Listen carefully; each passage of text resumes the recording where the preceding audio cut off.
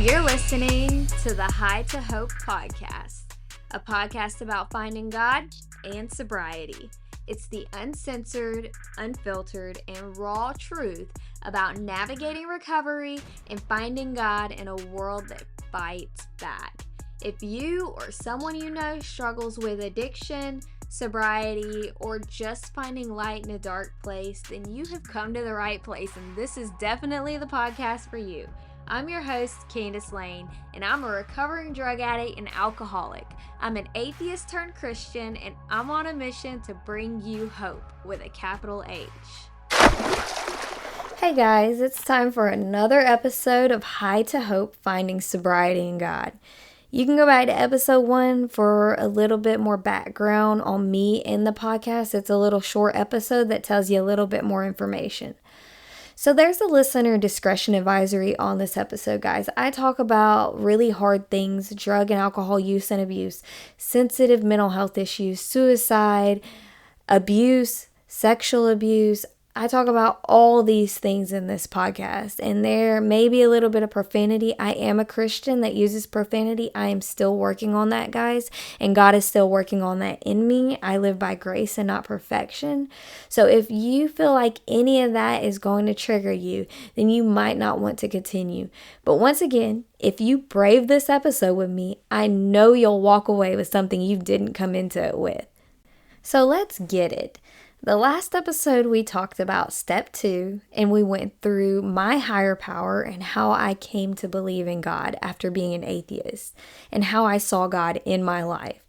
This episode, we're going to go into what addiction actually is, and I'm going to tell you what an addict's problem is and why they can't stop using or drinking. I'm going to show you how addiction showed itself in my life, and then I'm going to tell you exactly where God found me. So what is addiction? Addiction is a disease. I know there's a lot of people out there that will say that it is not a disease and that it is a choice. And I wholeheartedly disagree with that. And I think that anyone who suffers from the disease of addiction knows personally that it is not a choice as to whether we drink or use. It is a disease that is driven by a compulsion that a lot of addicts don't understand, and drug addicts and alcoholics cannot control it. It's impossible for people who don't suffer from addiction to understand this because they've never experienced it, and their brains simply don't work the same way as someone who does suffer from addiction. Just like as a drug addict and alcoholic myself, I can't understand how people can drink half a beer and then they leave half of it, or they're just done drinking for a year or something. Like, I can't understand that. That's just not how my brain works. If I'm drinking until I'm unconscious and I burn the house down, because that's how my brain works. Addiction is the only disease where the person who has it has to diagnose themselves.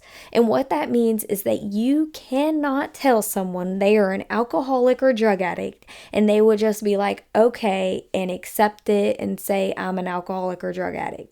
They have to see it for themselves and come to their own diagnosis of, oh, I have the disease of addiction. You can't diagnose them. So let me explain this a little further. A doctor can tell someone, I have seen your medical charts and I have reviewed your test results, and your test results and medical charts show that you have an enlarged heart. And the person that they are diagnosing will accept that diagnosis without seeing the test and interpreting the results themselves. They can agree that they have an enlarged heart without seeing all that. The person with the disease of addiction has to see the symptoms and the characteristics of the disease in their life themselves, and they have to interpret those values to come to their own diagnosis of addiction. Before I diagnosed myself, my family had called me an alcoholic. Other people had told me I had a problem, but I just didn't see it. I didn't believe it. I literally laughed at them because I thought it was a joke. It definitely was not a joke. I am a drug addict and alcoholic, and it was obvious to other people and it wasn't so obvious to me. The reason that it is so important that the addict diagnose themselves and they actually see for themselves that they are a drug addict and alcoholic is because they have to treat themselves. No one can treat them but them. This is the only disease that a doctor cannot treat. No one can sneak medication into your applesauce or hold you down and give you a shot that will relieve you of your addiction. It just isn't going to happen. Meaning, you can sneak blood pressure medication into someone's applesauce and their blood pressure will not be high anymore. But addiction doesn't work that way. You cannot force them to take the medication. You can only hold it out for them and wait for them to take it out of your hands. And I'm going to tell you exactly what that medication is a little later in this episode. But first, we're going to talk about what addiction actually looks like, so that if you have any questions as to whether you suffer from addiction or alcoholism, that you will be able to know what it looks like. So first, we're going to talk about the characteristics of addiction. There are 3 characteristics. This is going to be a rule of threes kind of thing. You'll see as we get through this, everything is in threes. But the first characteristic is that it is chronic. This means that addiction never goes away. Once you have it, it's there for good. Once you cross that little threshold to where it's a choice, we're choosing to have a drink at a party and tomorrow we don't have to have one, to I can't choose. If you put it in front of me, I'm gonna do it. Once you cross that threshold, then your addiction never goes away. It's chronic. This means that you have to treat it for the rest of your life once you have it. Good news is, though, that it is possible to treat it for the rest of your life, and it has been done before. The second characteristic is that it is progressive. That means that it gets worse. It doesn't just chill out and stabilize at any point. It progressively gets worse. Even when you aren't using drugs or drinking, it is still getting worse. The good news about this is that if you treat it for the rest of your life, you don't have to worry about it progressing into the last characteristic, which is that it is fatal. So the third characteristic of addiction is that it is fatal, and to be obvious and blunt, that means it will kill you. And the goal of the disease of addiction is to kill you. The rate of overdose increases year after year after year, and it isn't showing any signs of slowing down. And in today's world of drugs, no drug is safe. Not anymore. There's fentanyl laced into every drug out there. Marijuana is even being laced with fentanyl. So you can't be in the mindset of, I can't overdose on opiates because I do meth or cocaine or I just smoke weed. Because one wrong bag and it's over. And that's just the truth about the world we live in today. And drinking yourself to death is still a thing. It's definitely a thing. It happens every day. And drinking yourself to death is miserable and it's a painful death. And once you reach a certain point, your liver and kidneys cannot come back from the damage. And the truth is that you cannot get a transplant for those organs if you are an alcoholic that cannot stop drinking. They will not give it to you. It's sad and it sucks, but if we don't tell the truth here, then everything else is for nothing. So next we're going to look at the different classifications of drug and alcohol users. There are 3 types of users, rule of threes, remember? The first type of user is a casual user. I personally am not a casual user, nor do I understand these people. They are the people, that can have 1 beer on Thanksgiving and not drink again until next year. And they can go out to eat and order a glass of wine at the Olive Garden and leave half the glass sitting on the table. I have never been this type of user. I went to the Olive Garden and I ordered the whole bottle and made sure I finished before I left. And then I turned around and continued the party when I got home. And every time I like to justify this in one of 2 ways. 1, I wasn't about to waste my money. And 2, leaving half a glass on the table is alcohol abuse. Casual users can take it or they can leave it. It's no problem for them. The second type of user is a hardcore user. The hardcore users are people who can stop with a consequence or even a threat to a consequence. These are the people who party hard, they drink a lot, they do a lot of drugs, but if something happens, like they get a DUI or their spouse tells them, if you drink or use any more, I'm leaving, and they can just stop without any trouble. They can just put it down and be done with it and never pick it up again. But there's a line that gets crossed from a hardcore user to the third type of user. The third type of user is my favorite and my kind of people. They are classified as the hopeless users. Now, I know it sounds terrible to be of the hopeless variety, but I can tell you now that there is hope because I'm nearly 2 years sober and I am of the hopeless variety. These are the people who can't stop and they won't stop. And what I mean by that is that even after they have had a consequence, multiple consequences, bad things have happened because of their drug and alcohol use, they continue to use drugs and alcohol. They continue to drink, they continue to get high, and these are the people I am here to help because I know something that could change their lives. These people have a 3-part illness that has a solution to it. And I'm going to explain this 3-part illness in just a minute and change someone's life. But first, we're going to talk about the 3 ways to treat addiction. Rule of threes, I'm telling you. So the first way to treat addiction is one I'm very familiar with, as well as all other addicts. We're all familiar with this one. It is we can treat addiction with drugs and alcohol. In active addiction, we are treating our addiction with drugs and alcohol, and this can and will lead to death if we don't stop or treat it another way. It's fatal, remember? So the second way we can treat addiction is with recovery. Recovery is a treatment to our disease, and recovery can look a lot of different ways to different people. God made us all unique, and we all have different personalities and life experiences, so recovery is a very personal treatment of addiction that varies, and this can make addiction very difficult to treat with recovery. But luckily, addiction is a mass epidemic, and with so many people suffering from addiction and with a large amount of people in recovery helping other addicts recover, you are never alone in what you are going through in your recovery. So the third way we treat addiction is suicide. Yes, that is another treatment that leads to death. So as addicts, we only have one way to treat our addiction that ensures survival from the disease. So let's talk about what treating our addiction by suicide actually means. That means that if you are not using drugs and alcohol to treat your addiction, and you are not using recovery to treat addiction, you will be so miserable that you will kill yourself. The suicide rate amongst people who struggle with addiction is exponentially higher than the rate amongst people who don't struggle with addiction. I really didn't understand this until I experienced it.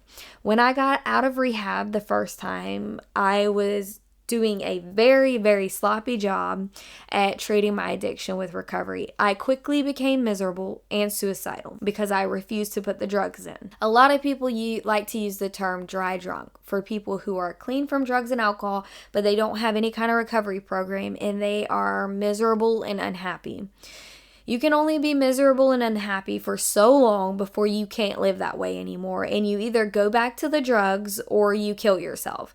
It is a type of torture that you just do not want to experience if you don't have to experience it. I do not suggest it at all.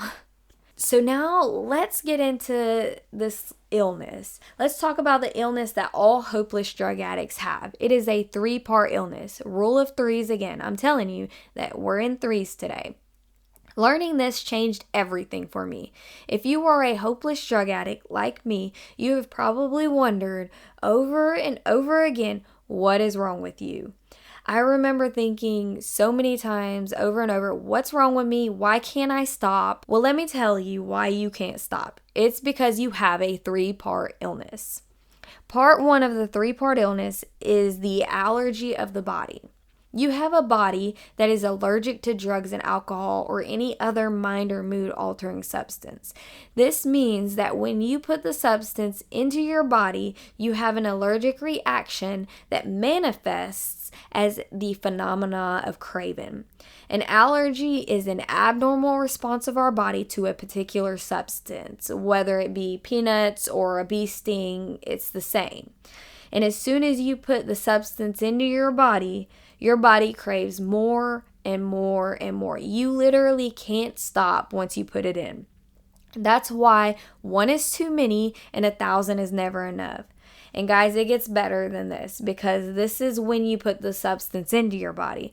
Well, let me tell you what happens when you try to quit.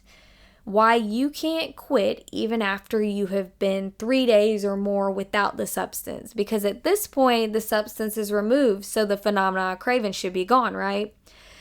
So this is where we get into the second part of the 3-part illness. Part 2 is the obsession of the mind. It happens when we take the substance out of our body. When we take the substance out of our body, it activates the second part, which is our mind begins to obsess. An obsession is a thought that drowns out all other thoughts, and it is pure torture, and it is a belief in a lie. We obsess about anything and everything. We obsess about the substance, and sometimes the obsession isn't even about our drug of choice, but the obsession always leads back to our drug of choice. It is baffling. Like, we can't understand why we start obsessing about one thing and end up back at drugs. Like, it doesn't make any sense to us. When I got out of rehab the first time, my mind began obsessing again once I started to become spiritually sick again. My obsession was Facebook. I didn't have Facebook at the time, and I just kept thinking over and over about getting Facebook. I couldn't stop thinking about it until eventually I got Facebook back. And when I got Facebook back, I found myself looking for my drug dealer, and I didn't even know how that had happened. I didn't mean for it to happen, and I never believed that I was even thinking about using again. I could have passed a lie detector test saying that I was not thinking about or looking for drugs, but yet that's where I found myself. I believed I wasn't getting on Facebook to find my drug dealer, and that wasn't my intention, but that was the action that came from it. Addiction is cunning, meaning it has the skill to achieve a goal by means of deceit. Addiction is also baffling, meaning it is impossible to understand. I could not understand how I went from I just want one on Facebook to wondering what my drug dealer is doing. And it's powerful, meaning it has control over people and it produces a great force. And we cannot control the obsession of the mind either. Now, both of these two things, the allergy and the obsession, are both symptoms of a problem that we have. The only way to stop these symptoms from happening is to address the problem. If you address the problem, the symptoms vanish. And part 3 is the problem that needs to be addressed. Part 3 is that we have a spirit that is sick. We call it the spiritual malady. Now, we as human beings are made in the image of God, and God is a 3-part being, the Father, the Son, and the Holy Spirit. And we are 3-part beings too. We are a spirit with a mind and a body. Yes, rule of 3s again, body, mind, spirit. We aren't a body with a mind and a spirit. We are in essence a spirit first. And the problem isn't with our body or our mind. The problem is in our spirit. And until we can fix that, our body and our mind will continue to produce the symptoms of our sick spirit. The next question I know you're dying to know the answer to, well, how do we fix our sick spirit? Well, thank you very much for asking. So we need a higher power, or God in my case, and Jesus. Our spirit was made to be connected to a higher power.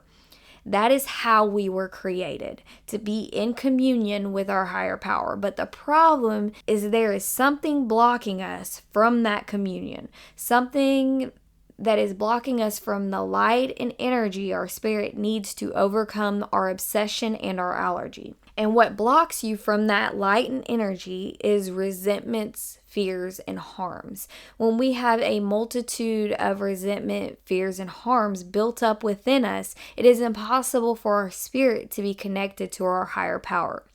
Resentments are unforgiveness and all that stuff that we are pissed off and bitter about. It's bitterness. And the AA book says resentment is the number one offender and it destroys more alcoholics and addicts than anything else. And my experience says that this statement is an unbending truth. It's like poison to people who suffer from addiction. It's like giving a diabetic a huge shot of sugar. And fear is a product of not trusting our higher power. Fear is like a prison without oxygen that we put ourselves in to keep ourselves from dying. It keeps us from living, and for a lot of us, it causes us to form resentments. Now, some people just form resentments that aren't linked to fear because, once again, we are all different. But for me, my resentments are built on a fear. For example, I have a fear of abandonment. So anytime that anyone would leave me or make me feel alone, I would hold and form a resentment towards them. Harms sounds a little different than what it means. Harm sounds like, oh, I hurt someone. Yes, that is what it is, but it's shame and guilt. Shame tells you that you are bad, and guilt tells you that you did bad. Now, as addicts, we tend to think of ourselves as pieces of shit when we are in our addiction. That's just the way it is. We feel shame and guilt from simply having a disease that we can't get rid of.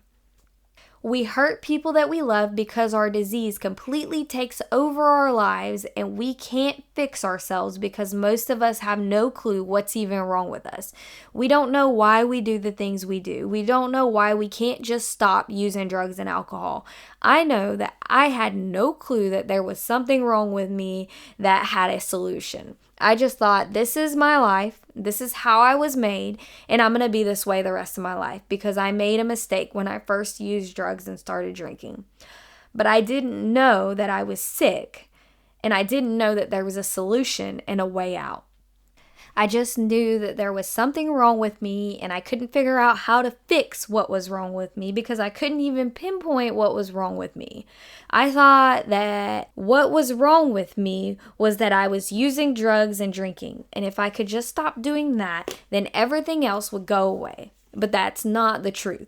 The truth is there's a void in our spirit because that's what we are, is a spirit. And if we have no connection to our higher power, then there is a hole in our spirit where our higher power or God should be. And when we have that hole, we try to fill it with other things. And for drug addicts and alcoholics, we try to fill that hole with drugs and alcohol.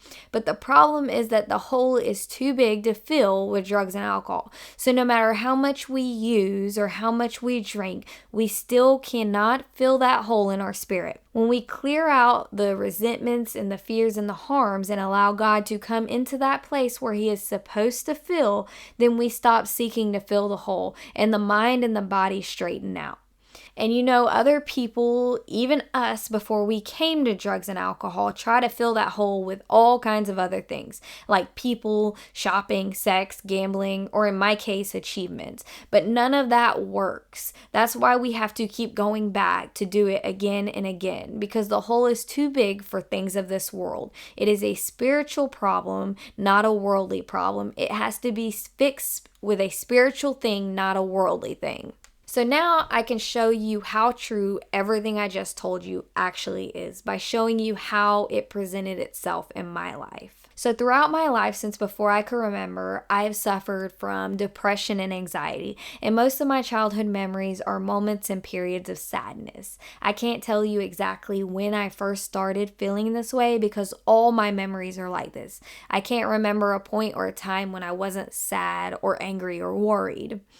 I took my first drink when I was 10 years old, and I remembered liking it, even as a 10-year-old child, because I didn't feel sad anymore. That's why I liked it so much. It took the bad feelings away, and I liked that a lot. Now, I didn't just become a raging alcoholic at 10 years old, but we talked about the addiction being progressive, remember?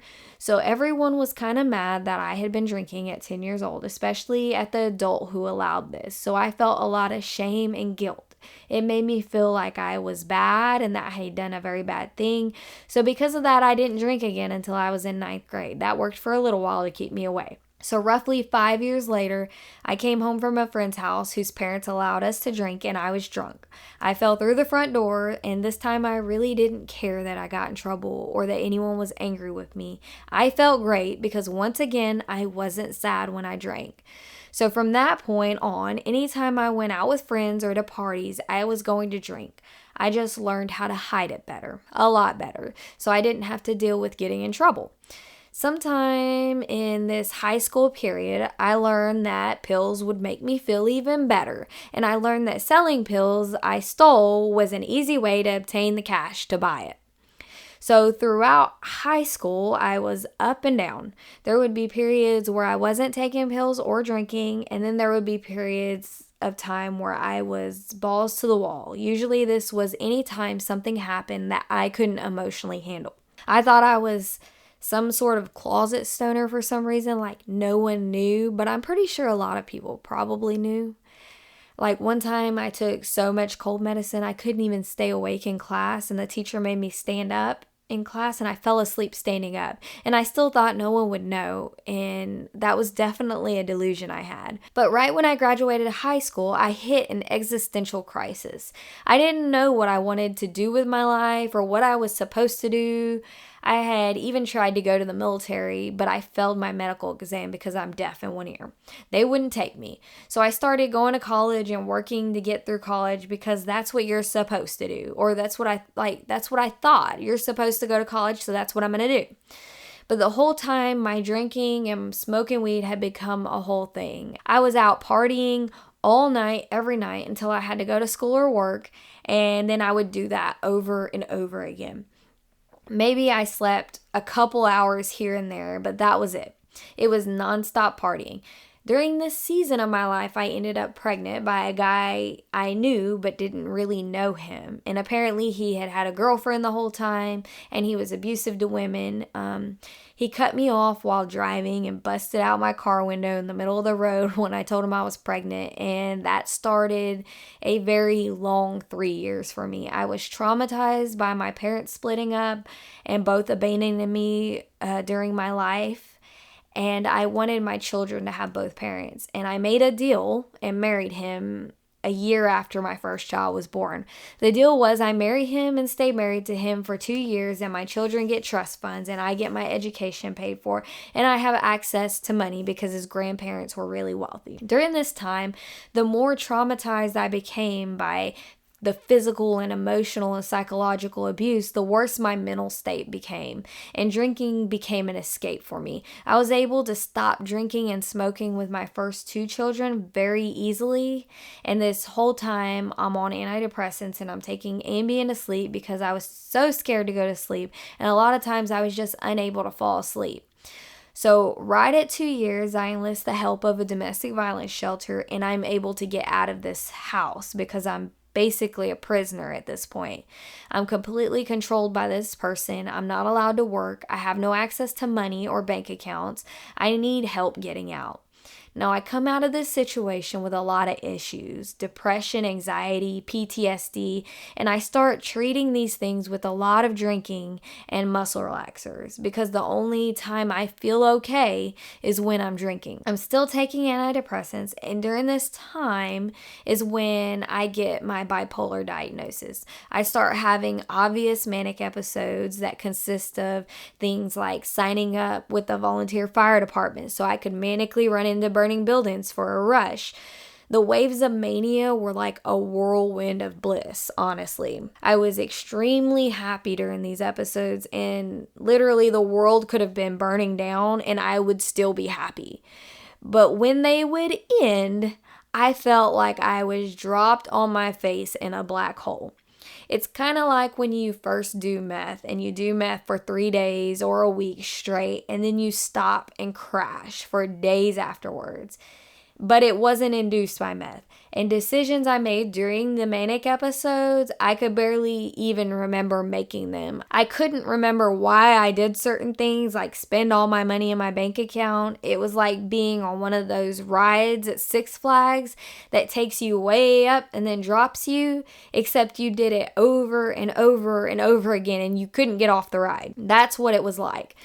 During this time, I managed to go to school, and every achievement I made getting through college would make me feel better about myself for a while. Then it would go away, and I would have to chase that feeling again to get it again by finishing more classes or earning more certificates and degrees. I'm trying to find my worth and fill this hole inside myself with different achievements. I stopped drinking at one point during this, and I attempted suicide for the first time. It wasn't my first time being suicidal, but it was the first time I actually took all the pills in the house and actually made the attempt. A little further down the road, I remarry and get into and go through nursing school. During nursing school, my drinking really picked up. If I wasn't at clinical or at school, I was drinking to celebrate getting through a test or a clinical week. There was always a reason to drink. I'm taking Adderall and other prescription medications to stay up and study, to get through school, and a night of drinking. At one point, I had even started phentermine for weight loss just to keep up my energy during the day and drink at night and study. So I get pregnant with my third child in nursing school, and I stop drinking and taking everything except my antidepressants. This time, stopping was way harder than the 2 times before that. I literally couldn't wait to have my baby so I could drink again. So once again, I have progressed into my disease, and after I have my third child, I try to control my drinking because I'm breastfeeding. So I'm trying to pump and dump, take only one shot every so often, and drinking when I first put her down to sleep at night and pumping and dumping before I feed her again. This works for a while, especially when she's only breastfeeding at night to sleep. And then I separate from my husband and she stops breastfeeding. And this is when I started drinking and smoking weed even worse than any other time before. Every day, if I'm not at work, I'm drinking and smoking and going out to bars every weekend. And during this little bender, I get pregnant with my 4th child. And all of a sudden, it is really hard to stop drinking and smoking. It was almost impossible. And when I stopped drinking and smoking this time, I am not treating my addiction at this point with drugs and alcohol, and I am not treating it with recovery. So I become depressed and suicidal while I'm pregnant with my 4th child. I still didn't know I was an alcoholic or addict at this point. Like, I have no clue what's wrong with me. But I spent some time in the hospital for safety of me and my baby. I didn't go to the psychiatric hospital because no one would take a suicidal pregnant woman with a complicated pregnancy. So I get through the pregnancy, and this time it takes about 4 weeks for me to start drinking again. And really, the first few weeks I was taking painkillers. I know they don't prescribe painkillers for a C-section for a long time after a C-section, but I had ways, as do all addicts. So I run out of painkillers, and really I'm tired of them because they make me sick anyway. And I start drinking again. And this time I pick up just as hard, if not harder, than when I stopped. I start seeking out men to fill this hole with the drinking because the drinking just isn't working. And I pick me up a nice, untreated schizophrenic drug addict who is addicted to pain pills. During this time, he nods out at the wheel and wrecks. And this is the rollover accident I talk about in episode 2. And I break 5 vertebrae. I come out of that one on pain pills again. And when I run out of pain pills, I start dating another guy who's addicted to pain pills. And I'm still drinking heavy and taking pain pills like Tic Tacs. And I'm getting my pain pills from someone else now. And we break up and I lose my pain pill plug. So I start drinking heavier to kind of fill that hole. I even move 15 minutes outside of Athens, Georgia, a college town, so that I'm closer to the bars. And the next relationship I get into is with an alcoholic. And now we are both drinking daily. So when that relationship ends and the next one starts, I'm drinking every day, hiding it, smoking weed every day, all day long, and enter cocaine. So this relationship starts to get volatile, and by the end of it, I'm already doing cocaine on the weekends. And now, when this relationship ends, by the time it ends, me and cocaine are daily friends. But I'm not drinking anymore. Yay, me. So now I'm on a mission for psychedelics. I'm trying to level up in my addiction. It's progressive. It is extremely progressive.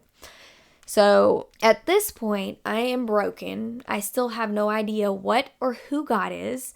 I am in my shower and I break because one, I haven't had any drugs. I break up with this last relationship, so I lose my plug again. So I am upset and I am crying uncontrollably in the shower and I'm wanting to drink really bad and I'm abstaining from drinking. And on top of that, I am needing more drugs. I'm sitting in the floor of my shower and I start praying to a God I didn't believe in.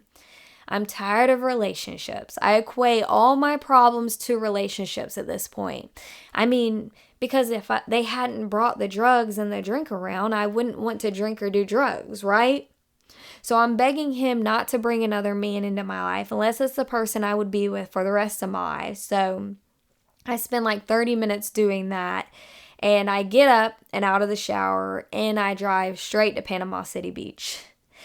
I spent a weekend at Panama City Beach, and while I'm there, a friend of mine had told me to quit blocking my blessings. I had heard this person talk about God many, many times, which is also what prompted me to pray in the shower. And on the way back from Panama City Beach, this other man messages me. And initially, I want to turn him down and ignore him. But I heard that line again, quit blocking your blessings.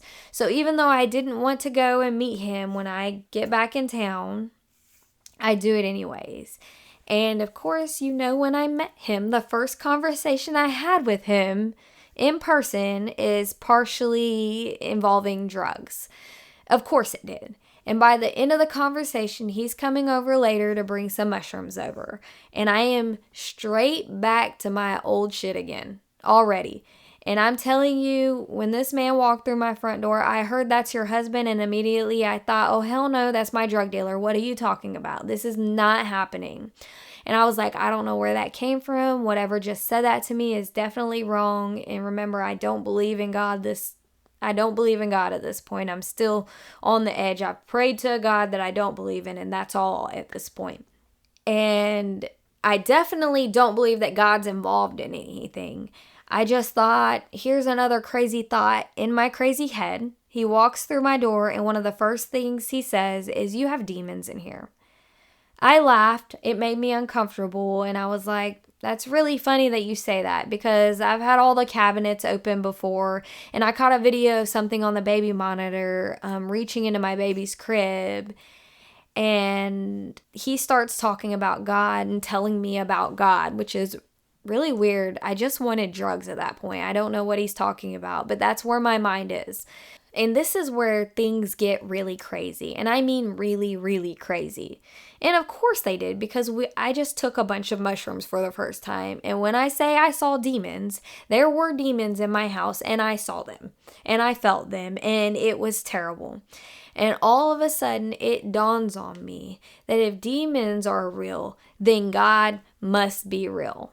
So this guy leaves and I have no intention of ever speaking to him again. In all honesty, I just had this crazy experience. I just saw demons and now I know that God's real.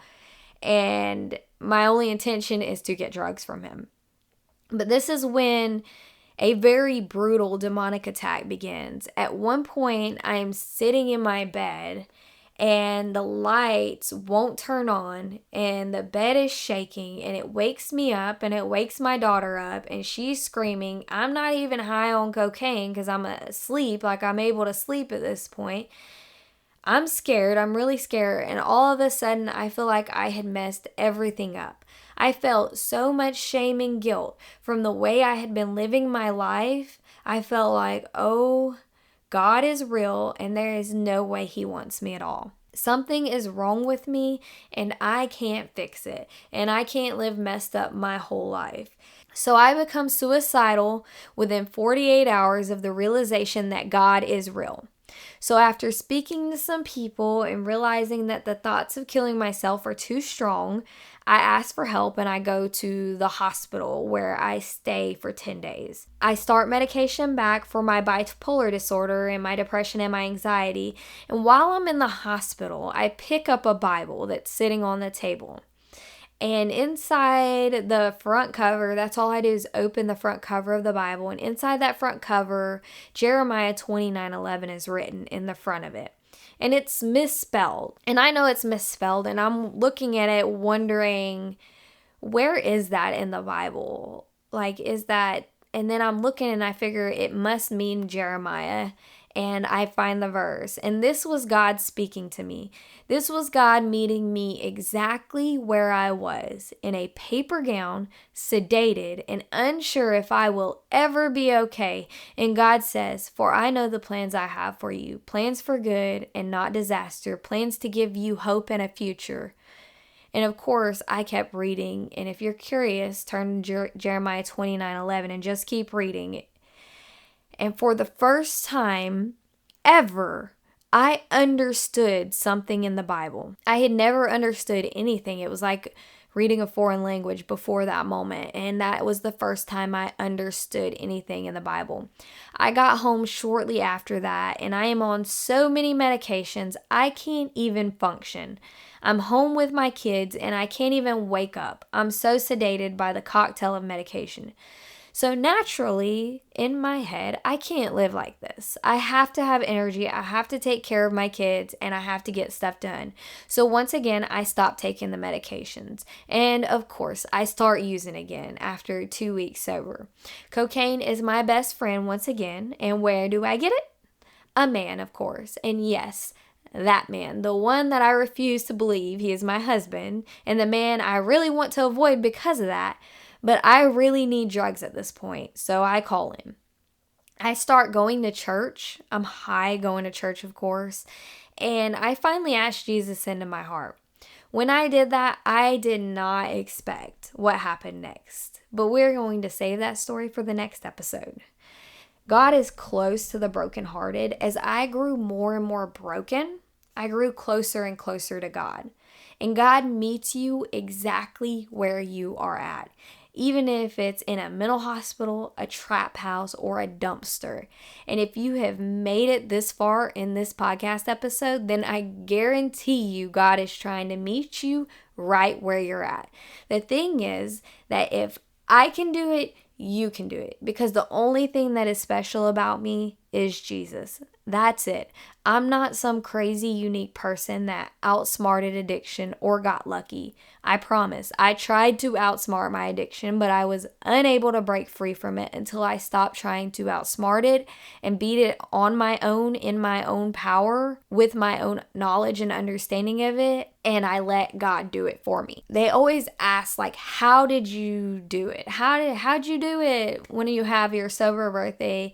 And every time I think my answer is going to be the same, like, I didn't do it. I can't tell you how I did it because I didn't do it. But I also didn't sit back and do nothing either. The only thing I did was make a decision every day to allow God to do it for me and to stop depending on myself to do everything and figure everything out. So you can see how addiction was chronic. It was something I was battling and didn't even realize it.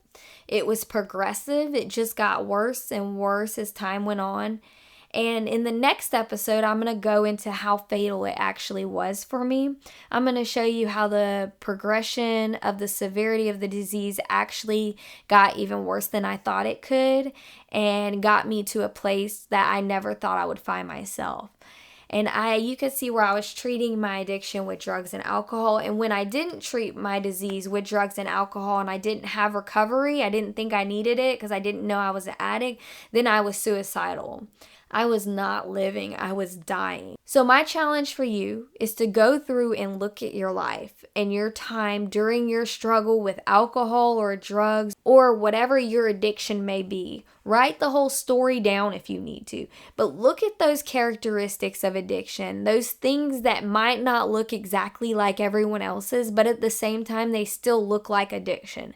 Addiction has many faces, but underneath it all, it's still addiction. And recognizing it as addiction and recognizing you aren't the only person in the world struggling to get away from its clutch, well, that's when it starts to lose power, and that's when you get to a point where you're able to accept help. Because without that step, asking for or seeking help probably wouldn't even cross your mind. And no one can see that for someone else. The person struggling with addiction has to see it for themselves.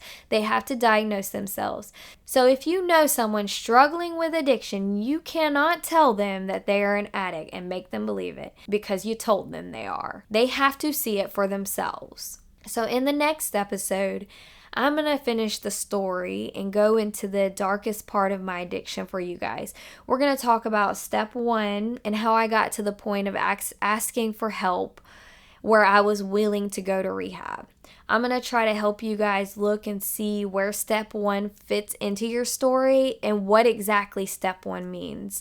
I'm also looking for a guest for future episodes, so if anyone out there is interested in being a guest on the podcast, please reach out to the podcast at hightohopepodcast@gmail.com, or you can go to the website highthohope.com and go to the contact form and send a message that way.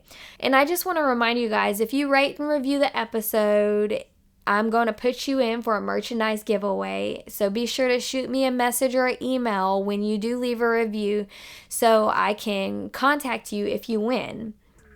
Thank you guys so much for listening to this episode of High to Hope, Finding Sobriety in God. I cannot wait to connect with you on the next episode. And until then, God bless and don't give up.